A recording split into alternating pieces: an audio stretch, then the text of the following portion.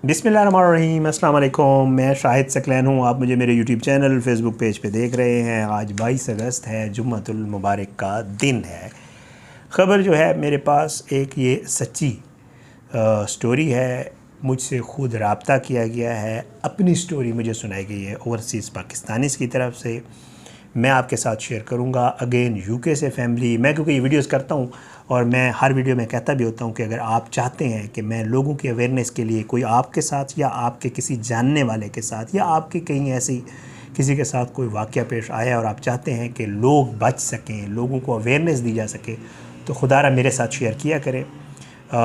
लोग मेरे साथ चीज़ें शेयर करते हैं और मेरे पास बहुत सारी चीज़ें मौजूद हैं। मैं बहुत शुक्रगुज़ार हूँ। मैं नाम चेंज कर देता होता हूँ चीज़ों को, क्योंकि अक्सर मकसद लोगों को बताना होता है कि हुआ क्या है। ऐसी ही एक जो है ख़ातून है, अल्लाह उनकी ज़िंदगी के लिए आसानियाँ करे। उन्होंने एक चीज़ शेयर की है मेरे साथ, वो मैं आपके साथ शेयर करने लगा उन्हीं की इजाज़त से कि जी आप लोगों को ये बताएं कि मेरे साथ ये हुआ है, आप एहतियात करें। तो जो ओवरसीज़ फैमिलीज़ हैं स्पेशली उनके लिए, क्योंकि ये ओवरसीज़ की स्टोरी है। ब्रॉटअप वहीं का था, पैदाइश लड़की की वहीं की है, यूके बेस्ड थे, वालदैन यूके में हैं, ताल्लुक़ लाहौर से है, ये लोग वहीं पे थे। अल्लाह ताला ने इसकी किस्मत में एक चीज़ लिखी थी जो इसके साथ हो गई। वालदैन से इसने तो मनवा लिया ज़िद करके, लेकिन वही चीज़ इसके गले पड़ गई और अब इसके लिए इतनी मुश्किल पैदा हो गई है कि ये अब मजबूर हो गई है मेरे जैसे के साथ, आप लोगों के साथ अपनी स्टोरी शेयर करने के लिए, ताकि जो इसके साथ हुआ है वो किसी और की बेटी के साथ ना हो। आज की इस वीडियो में मैं जो है ये मुझे ख़बर आई जी, इन्होंने भेजी। ये कहते हैं कि जी लाहौर के थे, यूके में वालदैन आए। ब्रॉटअप मेरा यहीं ज़्यादातर था और जो है मेरा जो है क्योंकि यहाँ पे हमारी फैमिली थी, लाहौर में मेरा आना जाना था। और कुछ जो है वो कहती है कि कुछ एजुकेशन मैंने पाकिस्तान से भी हासिल की थी। ख़ातून ये बताती हैं कि जी मेरा एक क्लास फेलो लड़का था, उसके साथ मेरी दोस्ती हो गई और दोस्ती फिर ज़ाहिर बात है आगे ताल्लुक़ बढ़ गया। ताल्लुक़ बढ़ने के बाद वो कहती है कि जी हम उस पे आ गए कि जी हम आपस में शादी करें। और वो कहती है कि जी हमारा जो फ़र्क था, जो गैप था, वो बहुत बड़ा था। मेरी फैमिली यूके में सेटल थी, मेरा ज़्यादा ब्रॉटअप यूके में हुआ था। मैं कुछ एजुकेशन पाकिस्तान में ज़रूर हासिल की थी, लेकिन जो लड़के की फैमिली थी उनमें और हम में फ़र्क था। लेकिन आपको पता है वो एज जो होती है, वो कहती है उसमें क्यों किसी की नहीं सुनता। वो कहती है मैंने वालदैन से बात की, मैंने कहा जी मैं ये पाकिस्तान में शादी करना चाहती हूँ। वालदैन ने यही सोचा होगा कि ठीक है पाकिस्तानी है तो अच्छा है। तो जो लड़की के वालदैन थे वो ज़्यादा पढ़े लिखे थे। वो कहते हैं जी, लड़की ये कहती है कि मेरे वालदैन ने थोड़े से तरद्दुद के बाद जो है वो मेरी बात मान ली और उन्होंने मेरे रिश्ते पे मुझे कहा कि ठीक है लड़के को कहो हम राज़ी हैं, वो रिश्ता लेकर आए। लड़की ये बताती है कि जी लड़के के जो घर वाले थे उन्होंने वाज़े अल्फाज में मना कर दिया और उन्होंने कहा जी हमने नहीं करनी शादी तुम्हारी। लेकिन लड़का भी क्योंकि ज़ाहिर बात है वो चाह रहा था कि इसी लड़की से शादी हो, उसने भी किसी तरीके से माँ बाप को जो भी कहा, वो तो बाद में पता चला ना, मैं अभी आगे चल के आपको बताता हूँ, उसने भी अपने घर वालों को मना लिया। ये ख़ातून ये बताती हैं कि जी हमारी बिलाखिर शादी हो गई और तकरीबन वो कहती हैं कि शादी के बाद पाकिस्तान में, अब इसके वालिदैन यूके हैं, लड़की की शादी पाकिस्तान में, इसके ननिहाल वगैरह और रिश्तेदार सारे लाहौर हैं। वो ये बताती है कि जी तकरीबन हमारा आराम सुकून से जो है, आल दो उसकी फैमिली वाले पहले राज़ी नहीं हो रहे थे, लेकिन वो कहती है कि 2 महीने हमारे बड़े आराम सुकून से गुजर गए। कहते हैं 2 महीने जो ही गुजरे उसके बाद जो है हमारे घर में जो है वो झगड़े शुरू हो गए और स्पेशली जो मेरे इन लॉज थे उन्होंने मेरे साथ लड़ना झगड़ना शुरू कर दिया। वजूहात ये थी, लड़की का ब्रॉटअप यूके का था, उर्दू उसकी इतनी साफ़ नहीं थी। वो ज़ाहिर बात है जो एक्सपेक्ट हमारे यहाँ किया जाता है पाकिस्तान में कि किचन में ज़रा ज़्यादा काम करे, दूसरे मामलात वो इतने अच्छे फ़ाइनेंशियली भी नहीं थे कि अफोर्ड कर सकें नौकर वगैरह। तो वो सारे मामलात, बहुत सारी वजूहात उसने लिखी हैं, तो मैं पूरी नहीं बताता। तो शॉर्टली यही है कि वो कहती है मेरे लिए मसाइल खड़े होना शुरू हो गए और जो है वो कहती है कि जी झगड़ों के बाद जो लड़के के वालिदैन थे उन्होंने लड़की को कहना शुरू कर दिया कि हमने तो लड़के की शादी तुम्हारे साथ इसलिए की थी कि तुम इसे यूके लेके जाओगी साथ, क्योंकि तुम यूके की हो, तो हम तो राज़ी इसलिए हुए थे कि तुम यूके ले जाओगी। लड़की कहती है कि जी मैंने कहा कि जी वालिदैन है, बात करते रहेंगे, मेरा हस्बैंड तो मेरे साथ है, क्योंकि शुरू में वो मेरे साथ ठीक था। लेकिन ये कहती है कि जी मुझे बाद में ये खुला कि जी इस लड़के ने भी लाशऊरी तौर पे मुझसे शादी यूके के चक्कर में की थी। मोहब्बत का झांसा दिया, प्यार मोहब्बत वट जो भी है। लड़की ये बताती है कि जी मुझे ये समझ आ गई कि इसने मुझसे शादी ही इसलिए की थी, और कहती है कि इस दौरान क्योंकि टाइम गुजर चुका था थोड़ा था, तो अल्लाह ताला ने इनको एक बेटा अता किया, इनकी औलाद हो गई। कहती है हमारा पहला बेटा हो गया। और जो है मेरे साथ जो मेरे ससुराल वालों का पहले रवैया ख़राब था, सास ससुर फलान जो भी जितने भी मेरे थे, उसके साथ साथ जो मेरे हस्बैंड साहब थे उनका रवैया भी मेरे साथ बहुत ज़्यादा ख़राब हो गया। ये बताती हैं कि जी मेरा मजाक भी उड़ाया जाता था, मुझ पे ताने कसे जाते थे, मुझे बुरा भला कहा जाता था, और मेरे सामने मेरा शौहर भी एक्सपोज हो गया था कि उसने भी मुझसे शादी मोहब्बत में नहीं बल्कि यूके की मोहब्बत में की थी। वो कहती है कि मैं जब तंग आई तो मैंने जो है इस दौरान वो कहती है टाइम गुज़रता गया, मैं भी बर्दाश्त करती रही, अल्लाह ताला ने मुझे दूसरा बेटा दे दिया। वालिदैन जो है यहाँ पे मुझे सपोर्ट इतनी नहीं थी फ़ाइनेंशली, मैं वालिदैन को कहती थी, वो मुझे पैसे भेजते थे, हमारा गुजारा होता था। शौहर जो है वो बदतमीज़ी करता था और अक्सर मुझे मारना भी शुरू हो गया था। तो कहती है कि मैं वालिदैन को हल्का फुल्का बताती थी, कभी ज़्यादा ज़िक्र नहीं किया था। अब इसमें इसकी गलती है, मैंने इसको कहा भी है, मैंने कहा जी आपकी थोड़ा सा आपकी भी गलती इसमें ज़रूर है। लड़की कहती है कि जी उसके बाद जब 2 बच्चे हमारे हुए तो बाकायदा तौर पे जो मेरे हस्बैंड हैं उन्होंने मुझे वाशगाफ अल्फाज में कहना शुरू कर दिया कि तुम अपने माँ बाप को क्यों नहीं कहती हो कि वो मुझे यूके बुलाएं और हमें यूके बुलाएं, हम पाकिस्तान में ज़लील हो रहे हैं, हमारे 2 बच्चे हैं और वो हमें क्यों यूके नहीं बुलाते।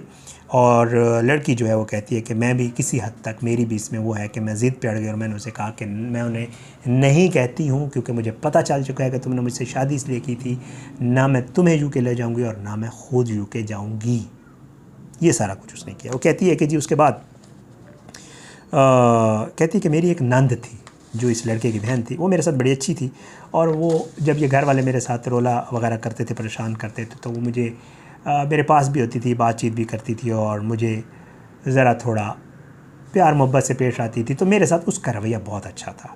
और ये बात भी वो कहती है मेरे जो घर वाले हैं उनको बड़ी खटकती थी और अक्सर व बेशतर वो ताने देते थे उस लड़की को भी, तुम्हें बड़ी भाभी अच्छी लगती है और तुम इसके साथ बड़ी सपोर्ट, कहती है। लेकिन फिर वो लड़की बहरहाल उसका रवैया मेरे साथ अच्छा था। कहती है अनफॉर्चुनेटली ये हुआ कि जी एक दिन जो मेरी नंद है वो घर से भाग गई।